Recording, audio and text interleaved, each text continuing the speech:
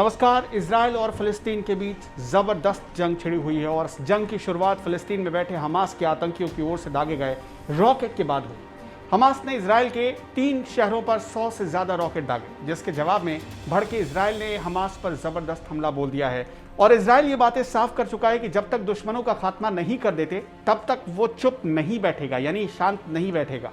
Israel के जवाबी हमले के बाद दुनिया के तमाम मुस्लिम देश भड़क गए। तुर्की, पाकिस्तान, मलेशिया जैसे देश इजराइल के खिलाफ सभी मुस्लिम देशों को एकजुट करने की अपील कर रहे हैं। अब ऐसे समय में बड़ा सवाल यह है कि दुनिया का सबसे बड़ा लोकतांत्रिक देश भारत किसके साथ खड़ा होगा, इजराइल के साथ या फिर फिलिस्तीन के साथ। ये बात तो सब जानते हैं कि कांग्रेस सरकार के दौरान भारत का झुकाव इजराइल के बजाय फिलिस्तीन की तरफ रहा, लेकिन जब से मोदी सरकार सत्ता में आई, भारत की कूटनीतिक रवैये में बड़ा बदलाव आया और इस दौरान भारत और इजराइल के बीच कूटनीतिक रिश्ते इतने मजबूत हो गए कि बेंजामिन नेतन्याहू और पीएम मोदी दोनों एक दूसरे को अच्छा दोस्त मानने लगे। इस वक्त भारत और इजराइल दोनों एक दूसरे के पक्के दोस्त हैं। अब ऐसे समय में, ऐसे मुश्किल वक्त में भारत किसकी तरफ जाएगा? जाहिर सी बात है, इजराइल का साथ नहीं देगा तो और क्या करेगा? क्या आतंकी संगठन हमास का साथ देगा भारत? बिल्कुल नहीं। भारत में रहने वाले मुसलमान समुदाय के लोग भले ही फिलिस्तीन के इस्लामिक देश होने की वजह से उसका समर्थन कर रहे हैं और इजराइल के खिलाफ गुस्सा दिखा रहे हैं, लेकिन हमास के हमले में अपने एक नागरिक को खोने वाले भारत ने सधी हुई प्रतिक्रिया देते हुए हिंसा का विरोध तो किया ही है, साथ ही गाजा की ओर से इजराइल पर दागे गए रॉकेट की निंदा भी की है। संयुक्त राष्ट्र में भारत के स्थायी प्रतिनिधि टी.एस. तिरुमूर्ति ने बुधवार को ट्वीट किया है कि पूर्वी यरूशलेम में इस तनाव के मुद्दे पर हुई संयुक्त राष्ट्र सुरक्षा परिषद की बैठक में उन्होंने यह मुद्दा उठाया।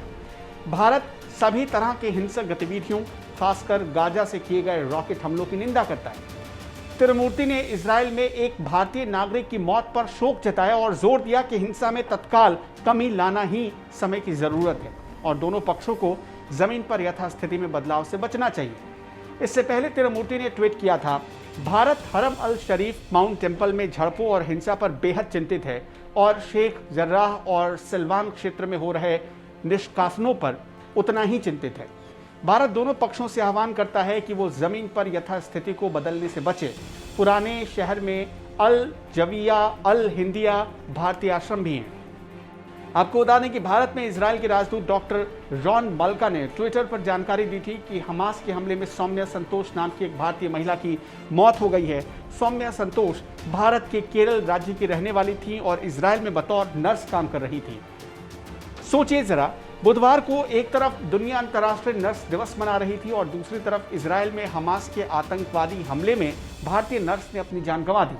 केरल के इडुक्की जिले की रहने वाली संतोष दक्षिण इजराइल के तटीय शहर एश्केलोन में एक बुजुर्ग महिला की देखभाल का काम कर रही थी।